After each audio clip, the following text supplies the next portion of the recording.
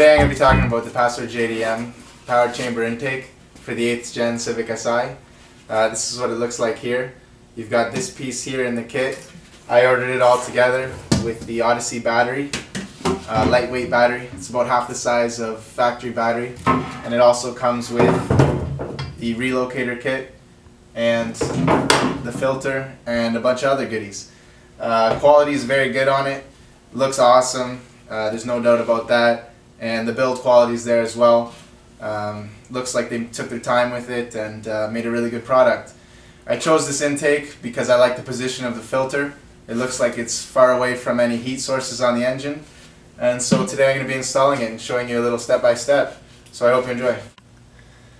So once you get these bolts loosened up, you can pull this tie down right off, like that.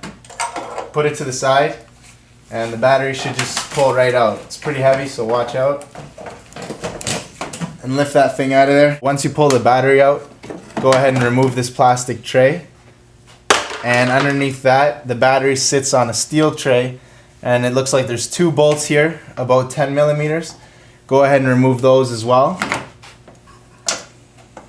I took out these two bolts here for the battery tray, and it looks like there's another one down below here. And in order to get to that, I removed, which normally would go to the intake resonator, I removed that ductwork from the stock airbox just to give me a little bit more room. I removed the steel tray here.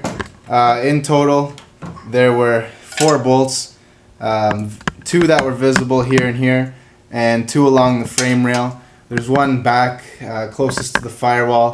It's really hard to get to, but it's parallel to the other one, and they're both along the frame rail. So once you have those out, you got a little bit more working room, and it should be a little bit smoother from here. Okay, next thing I'm going to do, I've got the coolant reservoir out of the way, by the way. Just unscrewed the cap and took it off. Next thing though is going to be to take off this top piece of the airbox. It's very simple, just the couple clips that hold it on here. Just unsnap them like that, and I can lift off the top like this and work it around a little bit to get it out of the way. And from there, I'm going to be taking out these 3 bolts that hold the lower part of the filter. Okay, now that I got these 2 screws loose on the MAF sensor, I'm just going to slowly pull it out. I'm going to be very delicate with it. And from there, I just unclip all the lines that follow it from the stock tubing and remove it from the throttle body.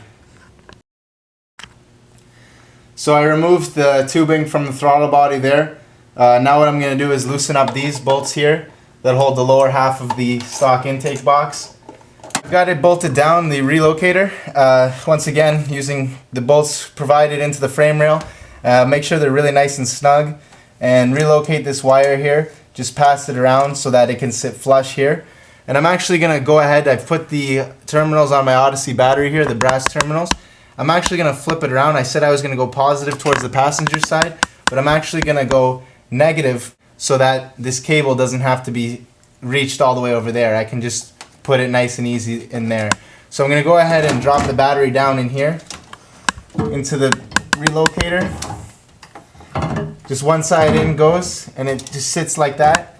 And from there, I'm going to go ahead and use this piece provided here. It's the top tie down, and it slides into those studs like that and bolts in. It's also got a spot for your coolant reservoir that'll just clip in place of the factory.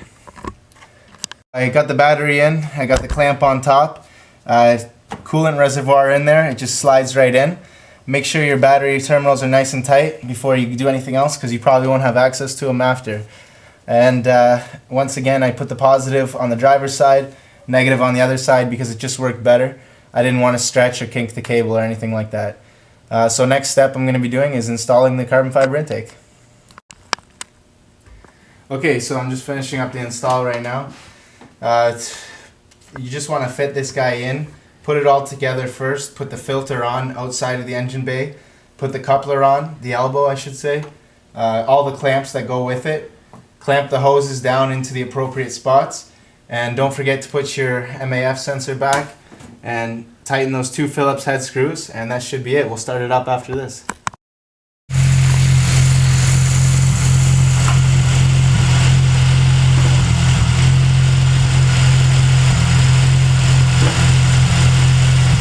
Right now it's reading at 104 degrees Fahrenheit.